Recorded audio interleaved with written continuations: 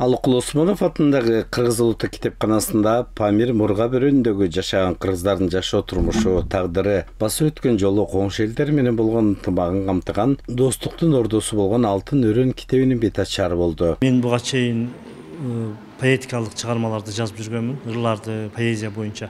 Анан кара сөз түрүндө биринчи чыккан ушул китебим болду. Бул китептин аталышы достуктун ордосу болгон Алтын өрөөн деп аталат. Бул китепте мен ушул Тоолуу Бадакшан автономиялык областындагы Мургап районунда жашаган кыргыздардын башка улуттар менен кылымдар бою жашап келген ынтымагыны, улуттар аралык достукту чагылдырып жаздым. Андан тышкары ошол Мургап кыргыздарынын жашоо турмушуну, басып өткөн жолуну, басып өткөн тагдырыны ушуларды жаздым. Анан бул китепте биринчи бөлүмүндө ушул менин жазган кара сөз түрүндөгү чыгармаларым, эскерүүлөрүм кирди. Бул китептин экинчи бөлүмүндө болсо менин чыгармаларым башка тилдерге, орус тилине, англис тилине, тажик тилине, өзбек тилине которулган менин котормолорум кирди. Өскөнбай Бердибаев Алай районунун Сары Могол айылында туулган. 6 жашынан Тоолуу Бадакшан облусунун Мургап районунда балалык өткөн. Памир тоолору анда жашаган кыргыздар туурасында ырларды жазып, эскерүүлөрдү иликтеп келет. Өскөнбай Бердибаев ушул бир сонун китеп чыгарыптыр. Достуктун ордосу болгон Алтын өрөөн деген. Бул ушул Кулпунайдын уясыдай болгон Мургап районундан тетиги асман тиреген Памир тоолорунун арасынан ушул Өскөнбай Бердибаев инибиз ушундай чоң чыгармачылык иштерди жаратып атат. Ушун бүгүн китептин бет ачары ушуга катышып атабыз. Өскөнбай мырза буга чейин бир канча чоң чыгармачылык китептерди жазган, чыгарган.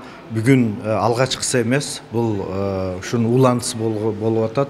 Ошондой эле Өскөнбай Бердибаев Памирдеги элдик озеки чыгармаларды аудио кылып жаздыруу менен бирге кол жазмаларды чогултуп атайын уктурууларды даярдаган. Анын бүгүнкү жазылган жаңы чыгармасына калемгерлер баа берип келишет. Өскөнбай Бердибаев деген авторубуздун достуктун ордосу болгон Алтын өрөөн деген китебинин бет ачары.